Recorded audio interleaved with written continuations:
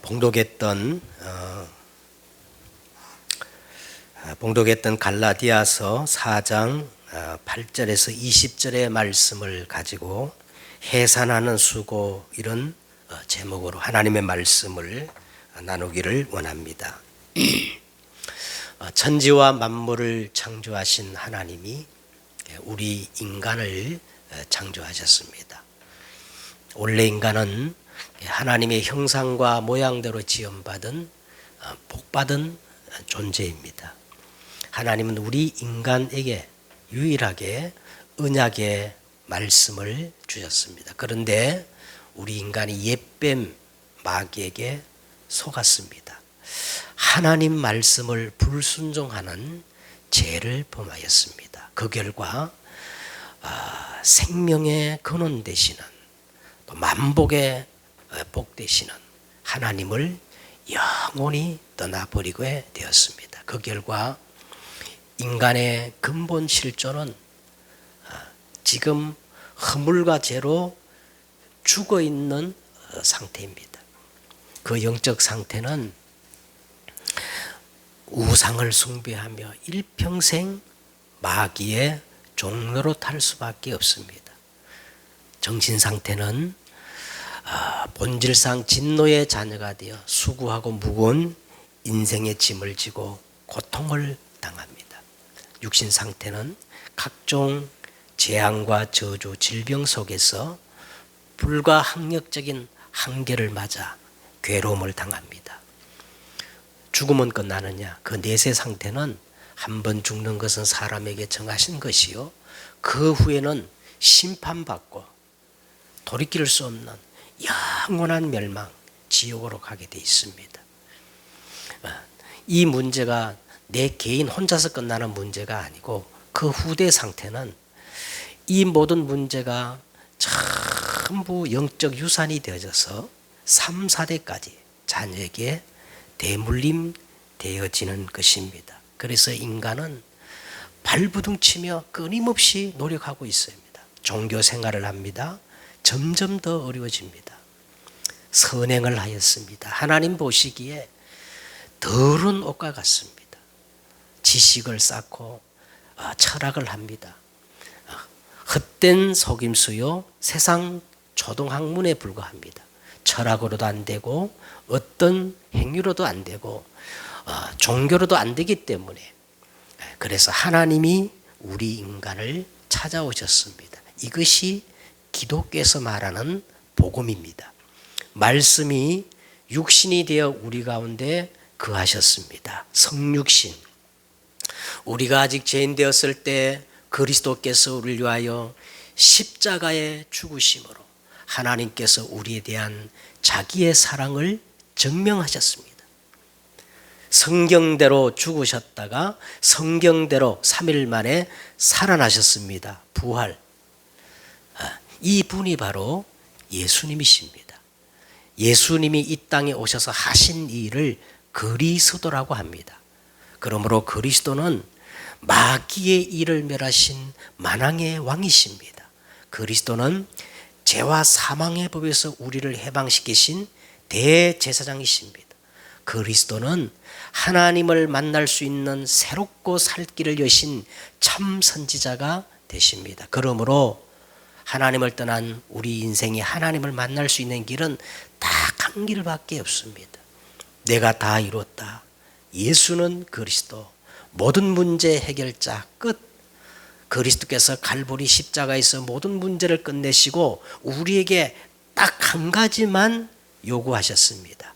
내 말을 듣고 나 보내신 자를 믿는 자는 즉각적으로 영생을 얻었고 심판에 이르지 아니하나니 사망에서 생명으로 옮겨질 것이다, 아니고 옮겨졌느니라. 믿으면 됩니다. 그럼 어떻게 믿으면 될까요? 사람이 마음으로 믿어 의에 이르고 입으로 시인하여 구원에 이르느니라. 영접해야 합니다. 영접하는 자 곧 그 이름을 믿는 자들에게는 하나님의 자녀가 되는 권세를 주셨으니 이는 혈통으로나 육정으로나 사람의 뜻으로 나지 아니하고 오직 하나님께로부터 온 구원의 길이라고 성경 그렇게 말씀하고 있습니다. 지금 예수님이 우리의 마음을 두드리고 계십니다. 언제 영접해야 될까요? 너희는 마음에 근심하지 말라. 너희는 내일 일을 자랑하지 말라. 하루 동안에 무슨 일이 일어날는지 내가 알 수 없음이니라. 우리는 계속 매일 항상 예수 그리스도를 나의 생명으로, 나의 인생의 주인으로, 그리고 왕권을 가진 절대 왕으로 인정하고 의지하고 사모하고 영접해야 됩니다. 그리스도가 우리 속에 영접되어지는 순간 하나님의 자녀가 되어지는 신분이 바뀝니다. 이때부터 예수 이름으로 기도하면 응답을 받습니다. 그리고 예배를 통하여 말씀을 회복하면 성령 인도를 받습니다. 이를 위해서 천사가 동행하고 또 예수 이름이면 귀신도 항복하고 사단이 결박되어지는 겁니다. 우리 눈에 보이지 않는 어마어마한 하나님의 배경이 이때부터 주어집니다. 이 신분과 권세를 내가 바르게 알고 누리고 사용할 때 모든 문제를 정복하고 우리는 비로소 그리스도의 증인이 되어지는 것입니다. 이제부터 확신하세요. 구원의 확신, 기도 응답의 확신, 성령 인도에 대한 확신, 사죄의 확신, 승리의 확신, 그리고 이제부터 말씀으로 양육을 받으면 계속 믿음이 성장하고 우리의 영혼이 힘을 얻습니다. 하나님이 가장 기뻐하는 것을 하십시오. 그것이 바로 예배입니다. 그리고 하나님이 우리를 택하신 목적은 영원토록 함께하기 위함이요, 또 보내사 전도도 하며 귀신을 내어 쫓는 권능을 주셔서 영적 문제를 해결하기 위함이라고 그랬습니다. 우리 주위에 영적 문제를 가지고 고통당하는 사람들을 위해서 우리가 기도해야 할 줄 믿습니다. 갈라디아서는 이 사도 바울이 1차 선교지였던 갈라디아 지방에 보내는 편지 형식입니다.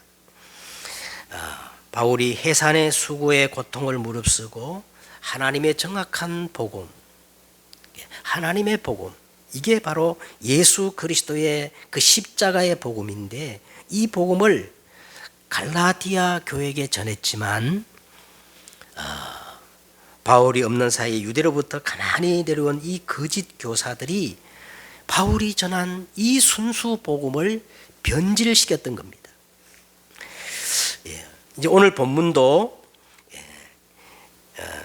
그들의 이 잘못된 교리의 현주소를 지적하면서 바울이 다른 복음은 없다.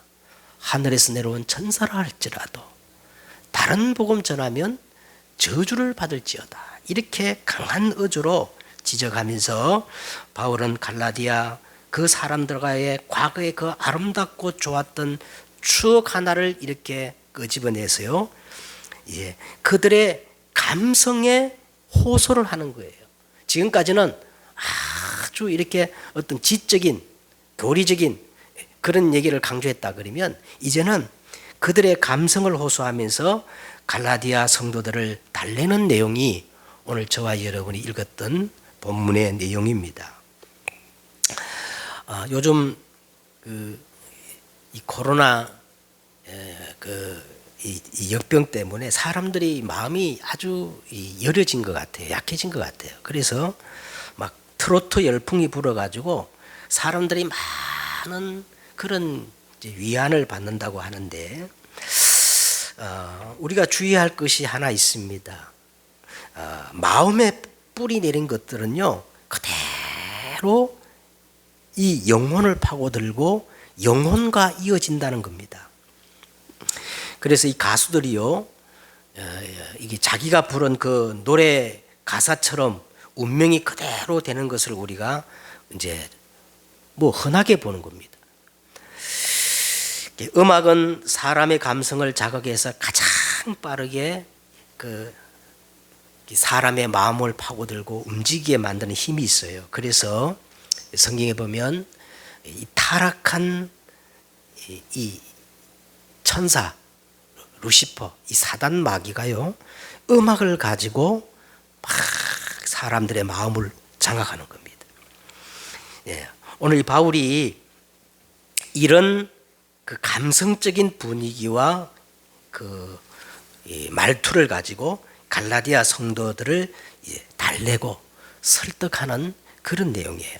자, 오늘 8절을 한번 보세요. 이제 8절은 이렇게 시작됩니다. 그러나 너희는 그때에는 하나님을 알지 못하여 본질상 하나님이 아닌 자들에게 종노릇하였더니, 이 갈라디아 사람들이 복음을 전혀 듣지 못했을 때의 그 상태를 지금 얘기하잖아요. 그죠?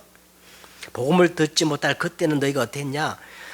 우상을 숭배하며 하나님이 아닌 다른 것들에 대해서 종노릇하였다. 그런데 바울을 통하여 복음을 들었는데 지금은 또 다른 그 율법주의 거짓 선지자들의 선동에 넘어가서 바울이 전하는 이 참복음에 대해서 의심을 가지고 있는 상태가 된 겁니다. 유대로부터 내려온 이 가만히 내려온 거짓 교사들이요, 이 갈라디아 교회들에게 이렇게 말합니다. 여러분, 사도 바울이라는 사람이 여러분에게 와가지고 오직 구원을 은혜로만 받는다고 했다면서요. 그런 허무맹랑한 말이 어디 있습니까? 사실 사도 바울은 예수님의 제자가 아닙니다. 여러분, 정말 이 말을 믿으십니까? 여러분들은 다 똑똑한 분인데 논리적으로 한번 생각해 보세요. 어떻게 그 어마어마한 구원, 평생 수행 고행해도 얻을까 말까 한 그 어마어마한 구원을 오직 믿음으로만 얻을 수 있다고 하는데 그게 말이 되냐 말입니까? 또 그것을 믿는 여러분도 참 딱하십니다. 지금부터 우리가 제대로 가르쳐 줄 테니까 잘 들으세요. 우리가 누굽니까? 우리가 바로 기독교 본토인 저 예루살렘에서 내려온 정통파입니다. 정통파.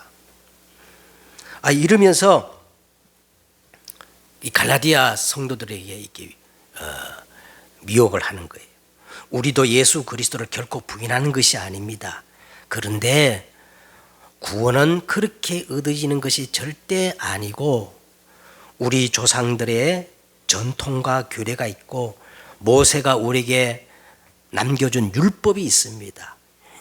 이것을 함께 열심히 지키고 생활하고 행할 때 구원이 비로소 완성되는 것입니다. 이렇게 설득한 거예요. 그랬더니 이 갈라디아 성도들이 이 말을 듣고 가만히 생각해 보니까 어쩐지 뭔가 허전하더라. 아무려면 그 어마어마한 구원이 그냥 믿음으로 공짜로 얻을 수 있겠어? 그거 말이 안 되지. 이분들 이야기를 들어보니까 앞뒤가 딱 맞고 더 논리적이고 더 합리적인 것 같다. 이런 반응의 쏠림 현상이 갈라디아 교회에 일어났던 거예요. 그래서 바울이 지금까지는 교리적으로 이렇게 말했지만 이제는 감성적으로 그들을 설득하는 내용입니다. 그러면 왜 이런 반응을 할 수밖에 없었을까? 여러분, 인간은 생리적으로 오래전에 창세기 3장, 6장, 11장 사단이 오래전부터 율법주의로 아주 각인을 시켜놨어요. 복음이 들어오기 전에 수천 년 동안 우리는 권선징악, 징벌신앙, 샤머니즘 이런 것들이 환경 속에 문화 속에 언어 속에 아주 이게 각인되어 뿌리 내려 있거든요. 율법주의는요, 뭐를 강조하느냐 하면 행위, 열심을 강조합니다. 그러면 자연히 이제 기준이 이제 정해지고 서로 막 비교하게 되지요. 그리고 더 잘하기 위해서 막 경쟁합니다. 경쟁하다가 조금 다 뭐가 되는 사람들은 교만해지고 안 되는 사람은 열등의식에 빠지고, 그러다 보면 우리의 신앙의 사고가 전부 과정은 의미가 없어지고 결과로 이야기하게 되는 거예요. 세상 논리와 똑같아지는 거예요. 그래서 율법주의의 끝은 결국 자기 의를 드러내는 거예요. 자, 9절을 보세요. 9절에 보니까 이제는 너희가 하나님을 알 뿐 아니라 더욱이 하나님이 아신 바 되었거늘. 이게 중요한 거예요. 나만 막 완벽하게 뭘 열심히 해서 되는 게 아니고, 하나님을 알 뿐 아니라 더욱이 더 중요한 건 누가 알아줘야 돼요? 하나님이 알아주고 인정을 해야 되는 겁니다. 그래서 어찌하여 다시 악하고 천박한 초동학문으로 돌아가서 다시 그들에게 종노릇 하려 하느냐. 오늘 바울이요, 율법에 대해서 이렇게 표현했어요. 악하고 정확하게 율법이 아니라 율법주의입니다. 율법은 선한 거예요. 그런데 율법주의는 어떤 거냐면, 어떤 거예요? 악하고 천박한 초동학문이고 종노릇 하는 것이다, 이렇게 말하고 있습니다.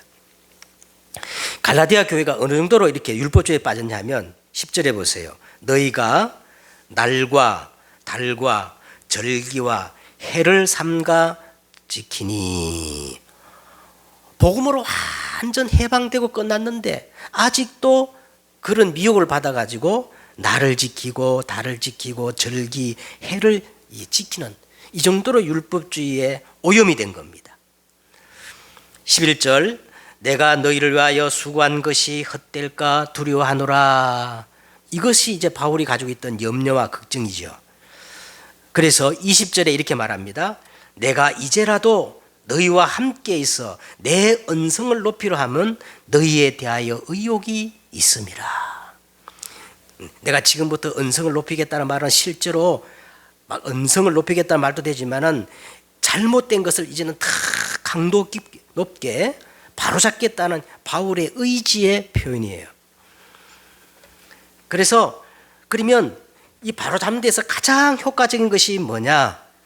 오늘 바울이 그걸 찾아냈는데 그게 뭐냐면 이 갈라디아 교회 성도들과 바울의 그 아름다웠던 추억, 아름다웠던 그 관계 하나를 이렇게 이제 끄집어내는 겁니다. 끄집어내 가지고 이제 호소하는 거지요. 그것이 바로 이제 12절 이하의 내용이에요. 12절 보세요. 형제들아, 내가 너희와 같이 되었은즉 너희도 나와 같이 되기를 구하노라. 자, 이 말이 뭡니까?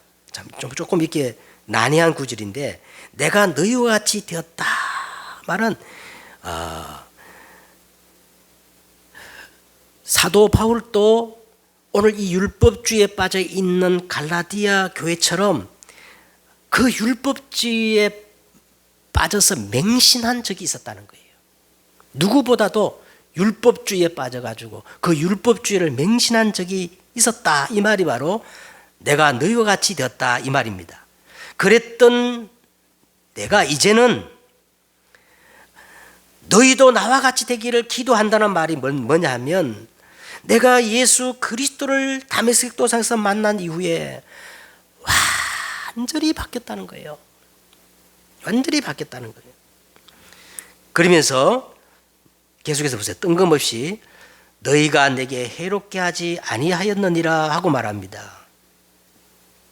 13절, 내가 처음에 육체의 약함으로 말미암아 너희에게 복음을 전한 것을 너희가 아는 바라.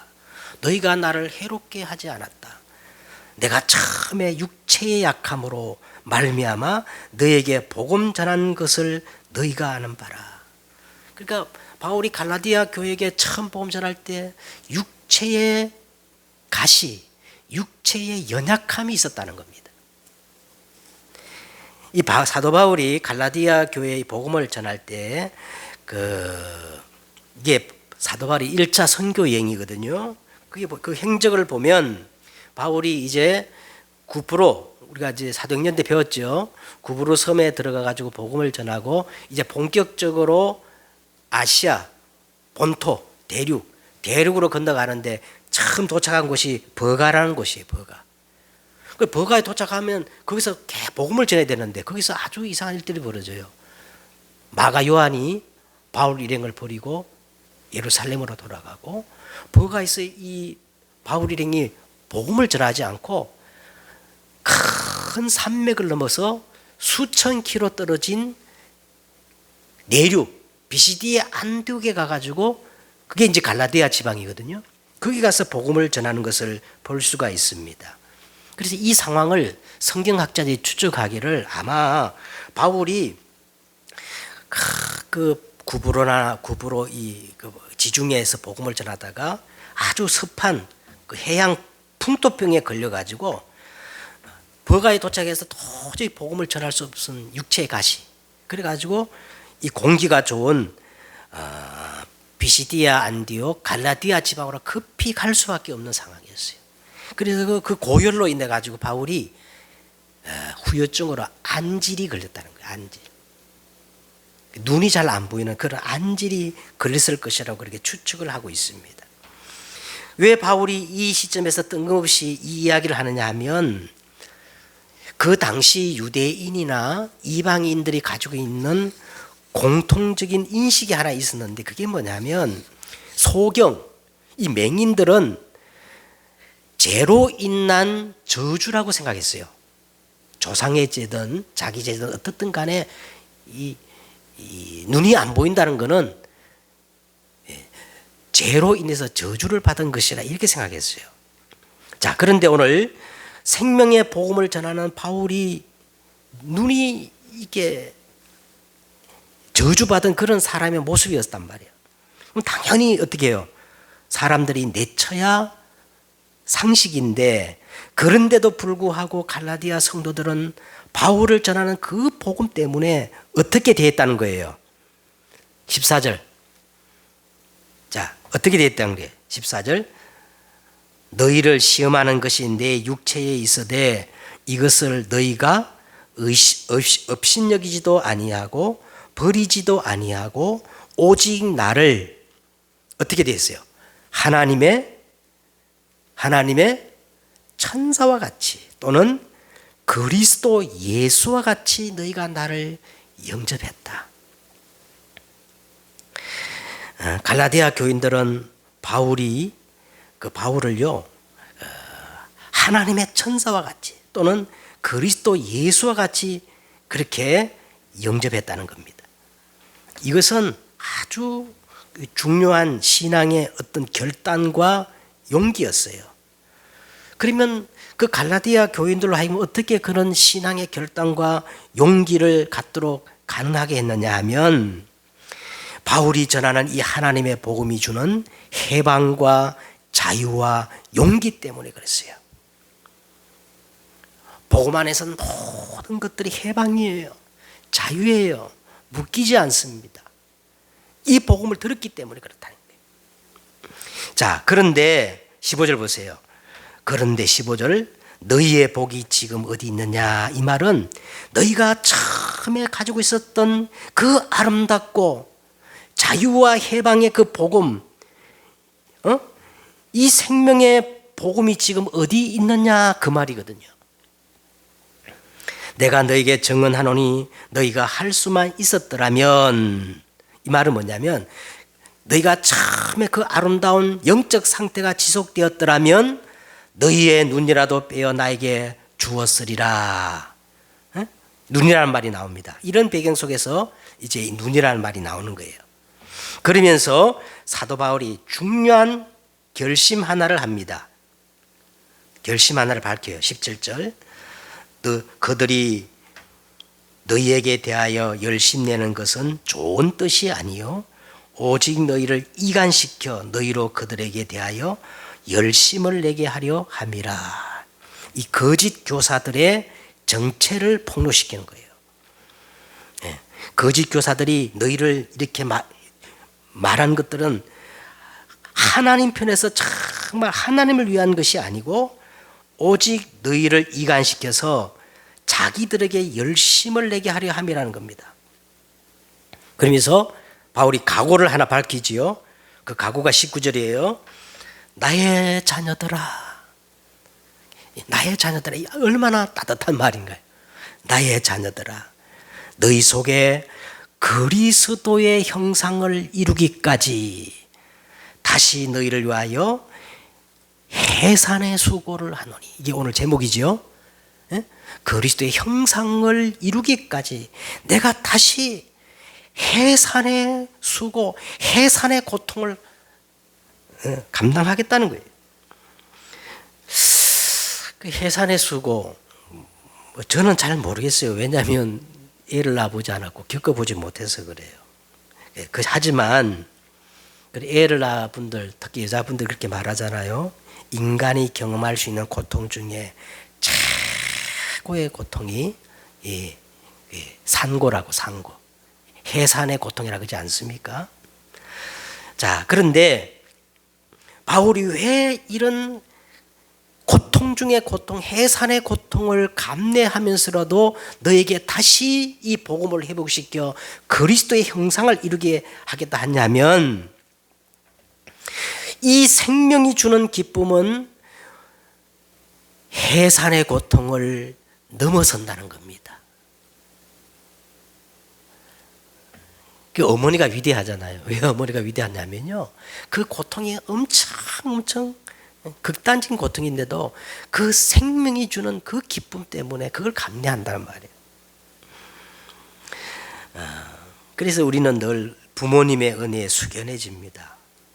사실은 또 부모의 은혜만 있는 게 아니라 자식이 우리에게 주는 이 자식의 은혜도 있잖아요.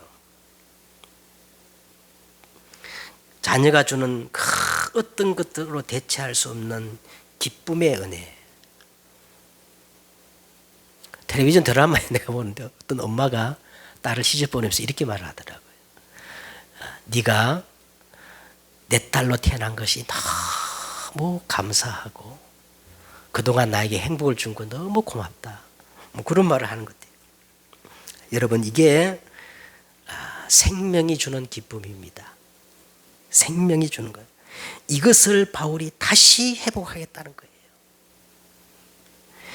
고통 중에 고통, 고통의 끝, 생명을 위한 해산의 수고가 그러면 어떻게 그게 가능할까요?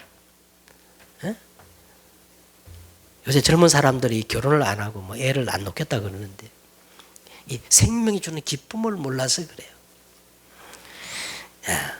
그게 어떻게 우리가 해산의 수고를 자처하며 그 고통을 감당할 수 있느냐? 가치관이 바뀌어야 돼요. 사람이 하루 만에 바뀔 수가 있어요. 그 사람의 가치관이 바뀌면 인생이 달라지는 겁니다. 자, 그러면 오늘 우리가 본문을 통해서 정말 우리가 해산의 수고를 감내하면서라도 우리가 붙잡아야 할 것이 있어요. 고통 중에 극단의 고통, 해산의 수고를 감당하면서까지도 우리가 회복해야 할 중요한 것이 있습니다. 그 첫째가 뭐냐면 절대 계획입니다. 하나님의 절대 계획이에요. 애굽에 노예로 있었던 이스라엘 백성에게 하나님은 어떤 절대 계획을 말했습니까? 출애굽이에요. 출애굽. 마찬가지입니다. 하나님이 저와 우리에게 절대 계획이 있는데 오늘 4장 8절에 보니까 그때에는 그랬어요. 여러분, 이 그때에는 여기서 우리가 출애굽해야 됩니다. 네? 자, 그때는 어떤 상태예요? 네? 허물과 죄로 죽어 있는 상태였어요. 그 영적 상태는 어떤 상태입니까? 4장 8절에 그때는 하나님을 알지 못하여 본질상 하나님이 아닌 자들에게 종노릇하는 상태였습니다. 여기서 빠져나와야 됩니다. 해방받아야 돼요. 그 정신 상태는 어떤 상태입니까? 본질상 진노의 자녀가 되어서 늘 수고하고 인생의 무거운 짐을 지고 고통을 당하는 상태였어요. 끝내야 됩니다. 그 육신 상태는 어떤 상태예요? 각종 재앙과 저주 속에서요, 불가항력적인 한계를 맞아 괴로워하고 몸부림치는 상태예요. 이거 끝나야 됩니다. 그때는 어떤 상태였어요? 내세 상태. 내세 상태. 예? 한 번 죽는 것은 정하신 것이요, 그 후에는 심판받고 영원한 멸망, 지옥, 이 배경에서 우리가 해방받아야 돼요. 후대 상태, 출애굽기 20장 3절과 4절에 보니까 이 모든 문제가 영적 유산이 되어서 3, 4대까지 계속 자녀들에게 대물림되고 가정과 가문의 저주에서 우리가 해방받아야 돼요. 이게 그때예요. 자, 하나님의 절대 계획은 여기서 출애굽하는 거예요. 어떻게 출애굽해야 되느냐? 다른 방법으로 안 돼요. 다른 방법이 없어요. 다른 이름으로서는 구원을 얻을 수 없나니 천하 인간에게 구원 얻을 만한 다른 이름을 우리에게 주신 일이 없습니다. 한 가지, 절대 언약입니다. 인간은 절대 답이 없기 때문에, 길이 없기 때문에 하나님께서 우리에게 절대 언약을 주셨어요. 그게 이제는 그랬어요. 이제는 하나님이 주신 이 절대 언약이야말로 하나님을 알 뿐 아니라 더욱이 하나님이 아신 바 되었거늘, 이 절대 언약이 바로 창세기 3장 15절 여자의 후손입니다. 그리스도입니다. 할렐루야. 갈라디아 4장 4절에 보니까 이 그리스도가 때가 참에 하나님이 그 아들을 보내사 여자에게서 나게 하시고, 그래서 우리는 해산의 수고를 감당해서라도 하나님의 절대 계획을 붙잡고, 두 번째는 뭘 붙잡아야 돼요? 하나님의 절대 언약을 회복해야 할 줄 믿습니다. 그리고 세 번째, 절대 목표입니다. 절대 목표가 뭐예요? 오늘 19절 하나님의 절대 목표가 뭐지요? 그리스도의 형상을 이루기까지. 이게 하나님의 절대 목표예요. 절대 목표. 자, 그래서 오늘 우리가 이 그리스도의 형상을 회복하기 위해서는 영접의 의미를 우리가 잘 알아야 돼요. 그냥 입으로 영접 기도한데서 그게 다 영접 끝나는 게 아니거든요. 로마서 10장 9절과 10절에 보니까 내가 만일 내 입으로 예수를 그리스도로 시인하며 또 하나님께서 그를 죽은 자 가운데서 부활 살리신 것을 내 마음에 믿으면 구원을 받으리라. 그러면서 사람이 먼저 어떻게 마음으로 믿어 의에 이르고 그 다음에 입으로 시인하여 영접하여 구원에 이른다고 했습니다. 다시 말하면 우리가 어떻게 영접해야 되느냐 하면 전인격적으로 예수 그리스도를 영접해야 되는 거예요. 이걸 다른 말로 그리스도의 형상을 이루는 거예요. 자, 그러면 먼저 우리가 어떻게 예수님을 영접해야 되느냐? 먼저 정확한 이 복음의 의미를 알아야 되는 겁니다. 지정의. 우리가 인격적으로 할 때 뭐라고 어떻게 하죠? 지정의를 얘기하잖아요. 지가 뭐예요? 정확한 지식을 가져야 돼요. 그래서 예수님이 마태복음 16장 16절에 뭐라 했어요? 사람들이 인자를 누구로 하느냐? 너희는 나를 누구로 하느냐? 이렇게 질문한 거예요. 그때 베드로가 뭐라고 대답했죠? 주는 그리스도시요 살아계신 하나님의 아들이십니다. 이 말이 다른 말이 아닙니다. 이 말입니다. 예수 그리스도는 마귀의 일을 멸하신 만왕의 뭐예요? 왕이십니다. 예수 그리스도는 죄와 사망의 법에서 우리를 해방시키신 뭐예요? 대제사장이십니다. 예수 그리스도는 하나님을 만날 수 있는 새롭고 살 길을 여신 참 선지자이십니다. 그러니까 우리가 먼저 그리스도의 형상을 이루기 위해서는 예수님이 어떤 분인가 정확히 알아야 됩니다. 그 다음에 두 번째는 더 중요한 게 있어요. 마음으로 이걸 받아들여야 돼. 이걸 우리가 정이라고 합니다. 감정, 마음. 이 마음의 뿌리를 내려야 돼요. 그래서 정말로 우리가 이 예수 그리스도를 마음으로 받아들이면요, 어떻게 되느냐? 여호와는 나의 목자시니 내가 부족함이 없으리로다. 아멘. 항상 기뻐하라.